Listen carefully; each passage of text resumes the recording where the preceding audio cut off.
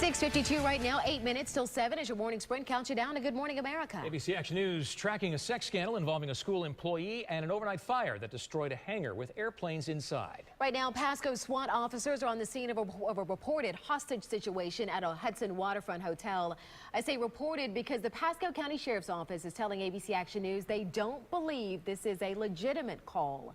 It is happening at the Inn on the Gulf. That's on Clark Street, just west of US 19. Now, SWAT teams have to check out reports of any hostage situation. But again, the Sheriff's Office is telling us that they're out there as a precaution, but they don't think that this is a legitimate incident. Senator Marco Rubio gearing up for a big announcement today about his 2016 presidential intentions. The Florida Republican expected to say he is running for president this evening in Miami. Stay with ABC Action News all day. We'll be covering that announcement in our evening newscasts. A Pasco school employee is in jail this morning, charged with having sex with 2 teenagers. ABC Action News reporter Adam Winder is tracking developments right now in this troubling case. Good morning, Adam. And deputies are working right now to find out if there might be more victims of a woman who worked at this charter school behind me in Pasco County. 45-year-old Diane Blankenship now on unpaid leave from Day Spring Academy, according to a school administrator. Over the weekend, Blankenship was formally charged for allegedly having illegal sexual activity with 2 different teenagers. Day Spring Academy says the 2 victims deputies know about aren't students at this school. And also breaking overnight in your morning sprint, Pasco County fire officials responded to the scene of a 2-alarm hangar fire in Newport Richey. That hangar just 20 feet from a home on Cessna Drive. It had 2 cars and 2 airplanes inside. It is considered a total loss, but crews were able to keep the flames from spreading to that house. Don't think you're the only one dealing with travel troubles at the airport. Ashley Orr is here to explain why your rows are all too real.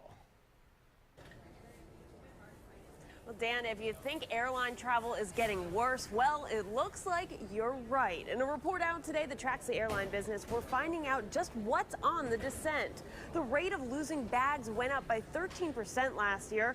We're also seeing fewer flights landing on time, more passengers getting bumped off their flights thanks to overbooking, and general complaints about airlines to the government jumped up 22%.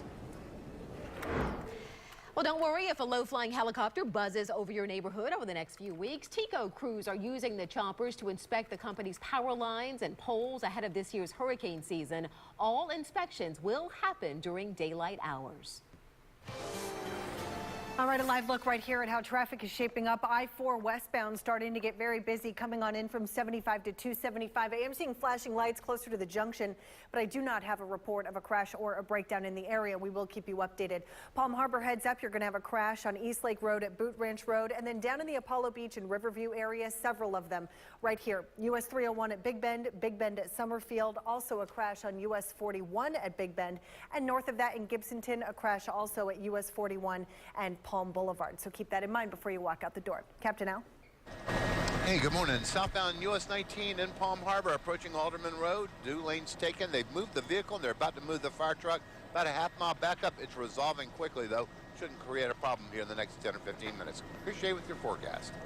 All right, as you head out right now, it's nice and dry. Good time to be hitting the road. 76 in Tampa as well as in St. Pete, 75 in Clearwater, near 70 degrees in the interior. Through the day, we're going to have some pretty high rain chances. It won't really settle in until about 2 o'clock this afternoon. We reach a high of 85 with those heavy pockets of rain and thunderstorms.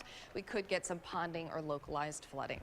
You probably know the story from the Disney Pixar movie Up, an elderly owner refusing to sell his home to help to developers, attaching thousands of helium balloons to fly it away. Now the real-life Up house will likely be demolished soon, and hundreds are flocking there, tying balloons in tribute. Save it.